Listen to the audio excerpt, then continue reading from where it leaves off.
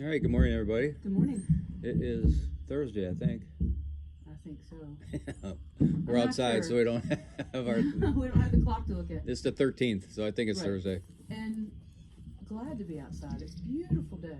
Yeah, you got the crickets going out there in the creek, and And the bluebird using the birdhouse. yeah, a little cloudy, but it's a very Robin in the apple tree. very beautiful day here.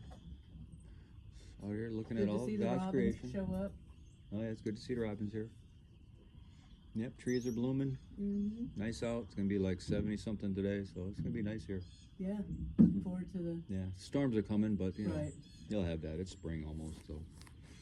Anyway, we're up there. Just don't forget to pause when the traffic goes by. Yep. All right, Loud. we are in a 4-part parallel of Jesus rides into Jerusalem on a donkey. This is part 3 of 4, isn't it? Part 3, this is Luke's account. Luke chapter 19, starting at verse 28. After telling this story, Jesus went on toward Jerusalem, walking ahead of his disciples. He came to the towns of Bethphage and Bethany on the Mount of Olives. He sent 2 disciples ahead. Go into that village over there, he told them. As you enter it, you will see a young donkey tied there that no one has ever ridden. Untie it and bring it here. If anyone asks, why are you untying that colt? Just say, the Lord needs it. So they went and found the colt, just as Jesus had said. And sure enough, just as they were untying it, the owner asked him, why are you untying that colt? And the disciples replied, the Lord needs it. So they brought the colt to Jesus and threw their garments over it for him to ride on. As he rode along, the crowd spread out their garments on the road ahead of him. When he reached the place where the road started down the Mount of Olives, all of his followers began to shout and sing as they walked along, praising God for all the wonderful miracles they had seen. Blessings on the King who comes in the name of the Lord, peace in heaven and glory in the highest heaven. But some of the Pharisees among the crowd said, Teacher, rebuke your followers for saying things like that. He replied, if they kept quiet, the stones along the road would burst into cheers.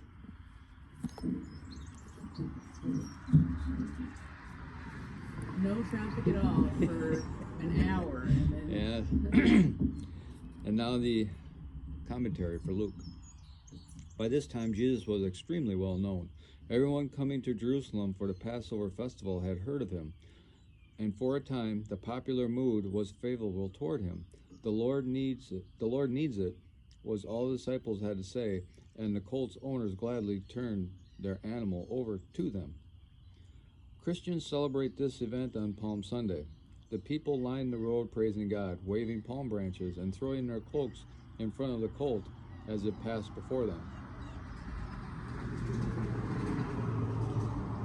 Long live the King was the meaning behind their joyful shouts, because they knew that Jesus was intentionally fulfilling the prophecy of Zechariah chapter 9 verse 9.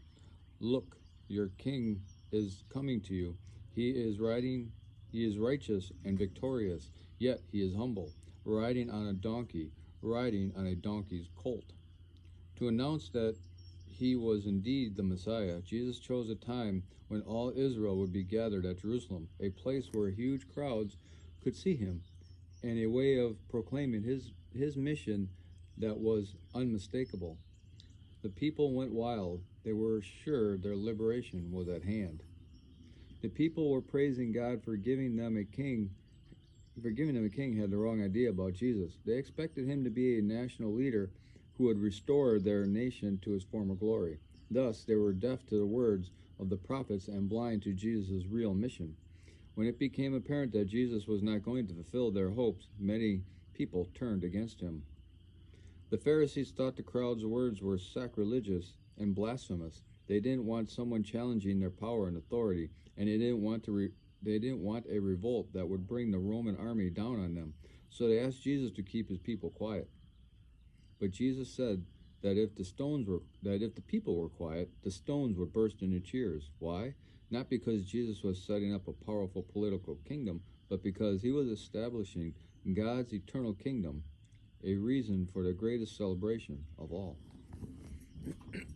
and one that couldn't be contained. No, there's. You know, even if the people didn't cheer, Yeah. even the rocks would cheer.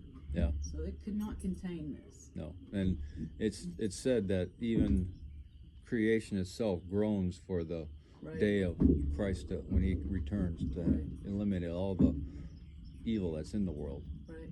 So.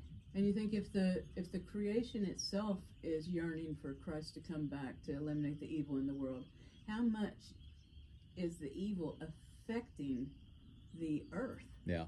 You know, it's not just humans and creatures that we think about that's being affected. You know, everybody thinks like us, the people affected, but it affects our environment too. Oh yeah.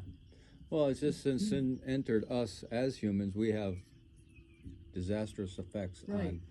I mean, that's why God had to destroy everybody in the flood. You know, it's because there was such evil rampant on the world that He just couldn't take it anymore and had to get rid of it all. So, right. You know, get a reset. Right. Okay, we have one more time. We get to hear what John has to say about this next time. I'm curious to know if John includes the fact in the previous part of the parallel that we read, it's when it says the Lord needs it, we'll bring it back. In this account, it doesn't say anything about bringing it back because it was unimportant. Yeah. You know, but in the other account, it says that the Lord needs it, we'll bring it back.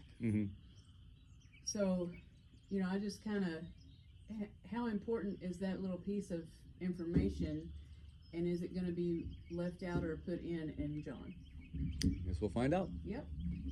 Okay, hope everybody has a glorious day. We'll talk to you later.